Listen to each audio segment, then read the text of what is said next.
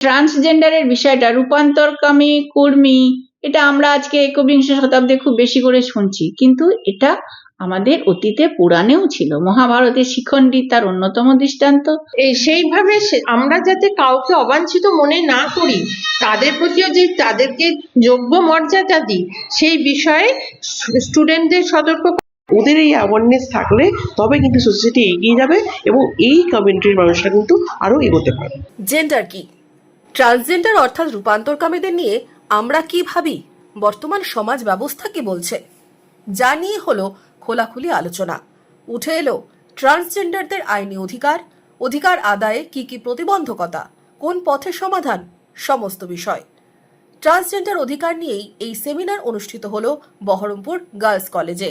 আয়োজনে national institute of social defence সহযোগিতায় Baharampur girls কলেজের সোশিওলজি এবং ফিজিওলজি বিভাগ, সহযোগিতায় Jayprakash institute of social change Kolkata. মঙ্গলবার অমিয় রাও কনফারেন্স হলে আলোচনা সভায় বক্তা হিসেবে উপস্থিত ছিলেন রূপান্তরকামী গবেষক মৃত্তিকা চ্যাটার্জি, গবেষক দেবাদ্রিতা মণ্ডল। সোসাইটিতে এই যে জেন্ডার নিয়ে আন্ডারস্ট্যান্ডিং, এটাকে আরো ভালো কি করে করা যায়, এই নতুন প্রজন্মের কিন্তু সেই বিষয়ে একটা আগ্রহ রয়েছে। এবং আরো একটা জিনিস বলতে পেরে, যে ফ্যাকাল্টি মেম্বার, এরা ভীষণ, মানে বহরমপুর গার্লস কলেজে যে ফ্যাকাল্টি মেম্বার, এরা ভীষণ আগ্রহের সাথে আর আমাদেরকে এখানে ডেকেছেন, যাতে আমরা এই প্রোগ্রামটা নিয়ে আরো আলোচনা করতে পারি, কথা বলতে পারি। এদের দিক থেকে there is a lot of response. Transgender community পার্সনরা মূলত সমাজের মেন যে বৃত্ত, তার বাইরেই অবস্থান করছে। সেই ধ্যান ধারণা থেকে বেরিয়ে এসে সেই কমিউনিটির ডেভেলপমেন্টের জন্য গভর্নমেন্ট থেকে একটি আইন, তাদের সুরক্ষার জন্য আইন করা হয়েছে। সেই আইনের প্রচারের জন্যই এরকম অনুষ্ঠান, এবং এই অনুষ্ঠানগুলো Jayprakash institute of social change করছে। এবং এই কলেজ, বহরমপুর গার্লস কলেজের পক্ষ থেকে, এদের আইকিউএসি পক্ষ থেকে এই প্রোগ্রামটা করা হয়েছে। এটা খুব আজকের দিনে খুব তাৎপর্যপূর্ণ প্রোগ্রাম। সেমিনারে সোশিওলজি এবং ফিজিওলজি দুই বিভাগের ছাত্রীরাই অংশ নেন। এই বিষয়বস্তু নিয়ে তাদের কি ভাবনা?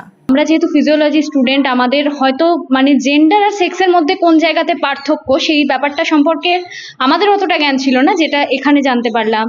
স্যার কিছু এরকমও বললেন যে যেভাবে আমরা ভাবি সেটার বাইরে বেরিয়ে, যদি আমরা ছকের বাইরে বেরিয়ে কিছু ভাবতে পারি, তাহলে সেটা আরো ভালো হয়। আমরা ট্রান্সজেন্ডার অনেক রাইটস সম্পর্কে জানতে পারছি, তাদেরও যে আলাদা করে সংবিধান রাইটস করে দিয়েছে, অনেকগুলো অধিকার আছে, যেমন মানুষের 19টা অধিকার আছে, তেমন তাদেরও যে অধিকার আছে সেইটা জানা ছিল না, সেটা জানলাম। খুব ভালো লাগছে, খুব মানে অনেক কিছু জানতে পারছি।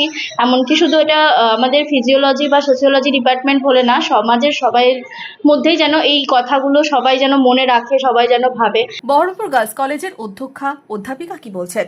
এই ধরনের সেমিনার কি ছাত্র সমাজের চিন্তা ভাবনায় বদল আনবে, সমাজকে নতুন পথ দেখাবে?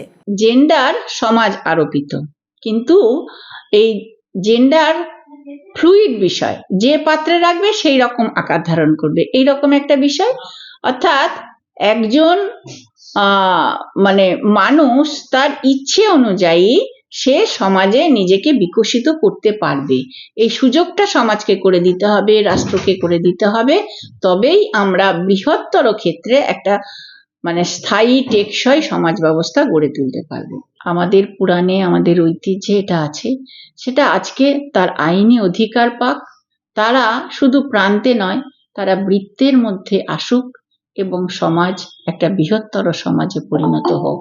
সেই সচেতনতার বার্তা পৌঁছে দেওয়ার জন্যই আজকের আমাদের এই অনুষ্ঠান। সামাজিকভাবে প্রত্যেক মানুষেরই এই বিষয়টাতে সতর্ক থাকা প্রয়োজন, কারণ আমাদের ভারতীয় সংস্কৃতি সকলকে নিয়ে চলার সংস্কৃতি, কাউকে বাদ নয়। এবং স্টুডেন্টরা যাতে তাদের পারিপার্শ্বিক পরিজন, আত্মীয় স্বজন, বন্ধু বান্ধব, পাড়া প্রতিবেশী সবাইকে এই বিষয়টাতে সতর্ক করতে পারে, সেটাই হচ্ছে স্টুডেন্টদের কাছে আমাদের আবেদন।